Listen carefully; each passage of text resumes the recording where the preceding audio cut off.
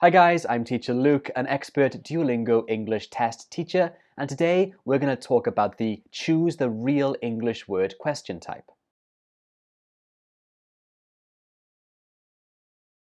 This question type is also known as yes/no vocabulary, and it's simple. Your job is to just select the real English words. However, I know many students struggle with this question type because even though the task itself is simple, doing it well is quite difficult. So in this video, I'm going to talk about some of the key points of this question type.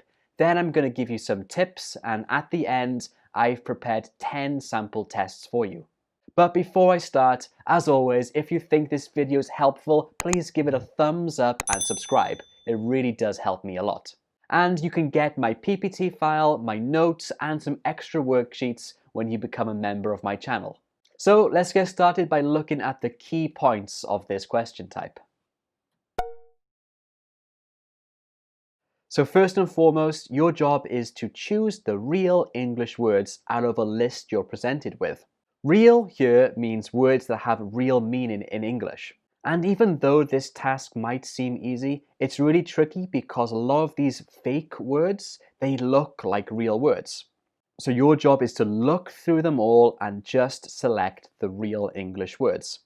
And there are two types of this question on the test. Type 1 is read and choose, where your job is to read all of the words presented to you and choose the real ones.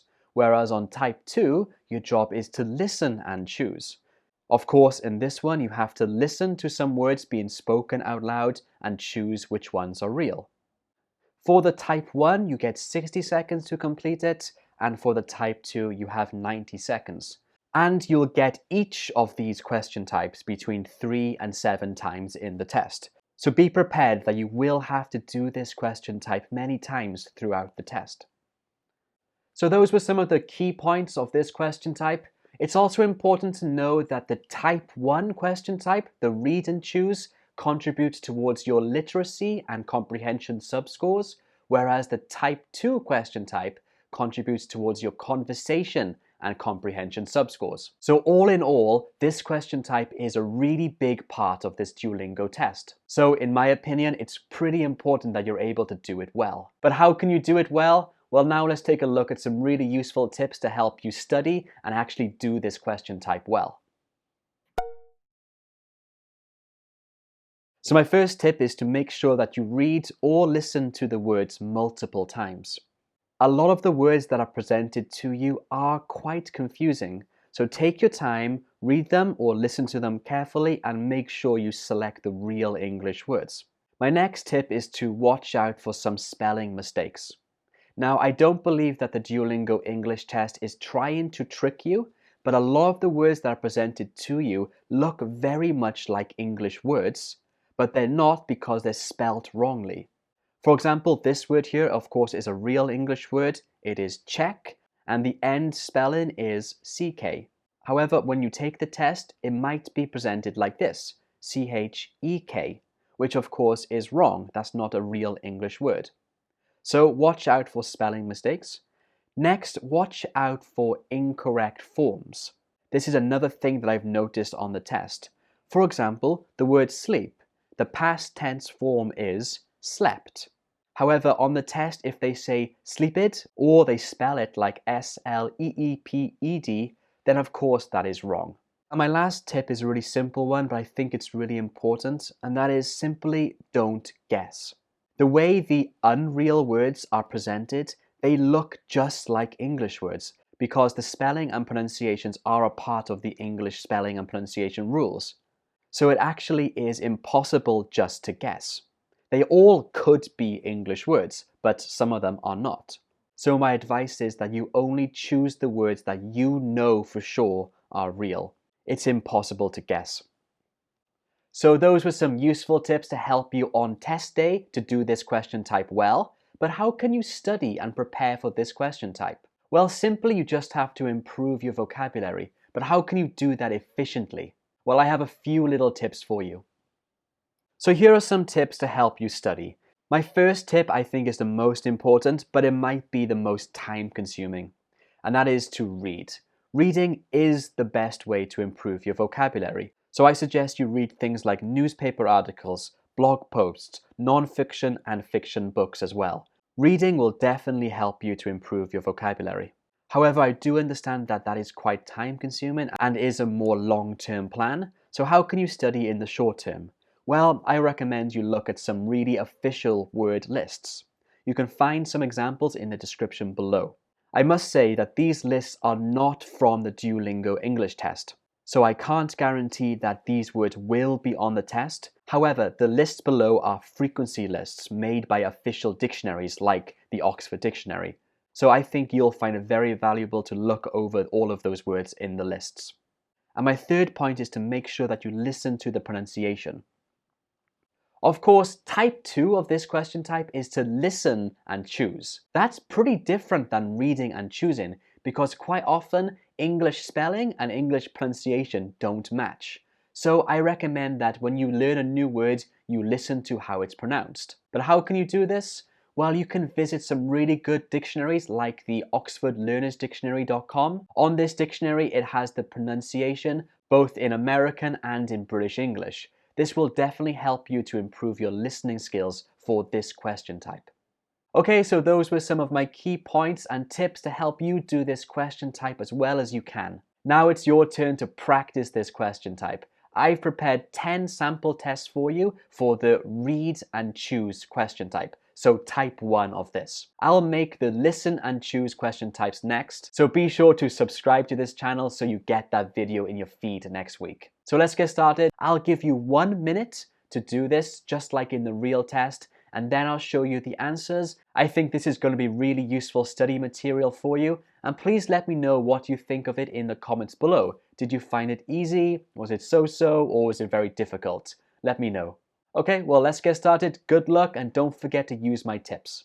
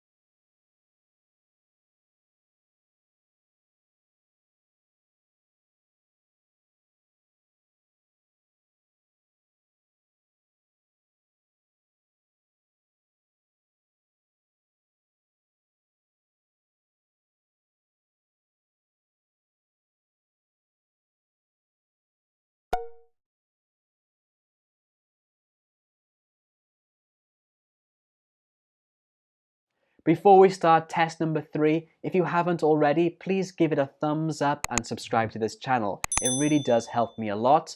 And don't forget, if you want to get hold of my PPT file, you can by becoming a member of my channel. Okay, here's test number 3.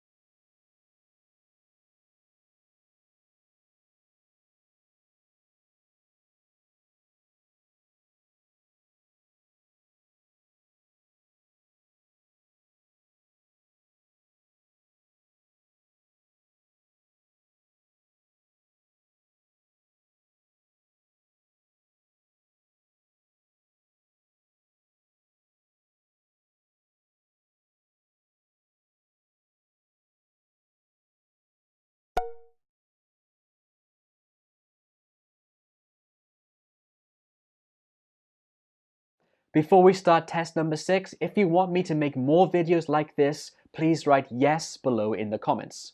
Okay, test number 6.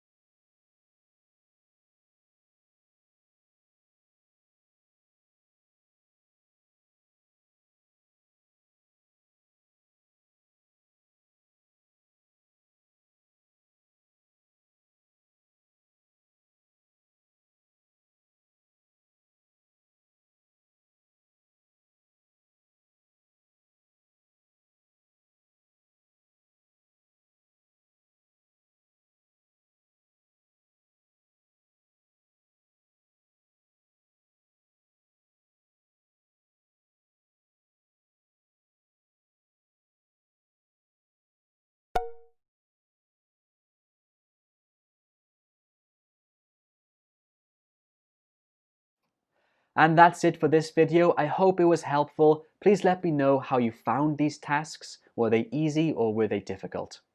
And don't forget, you can download the Oxford word list below in the description.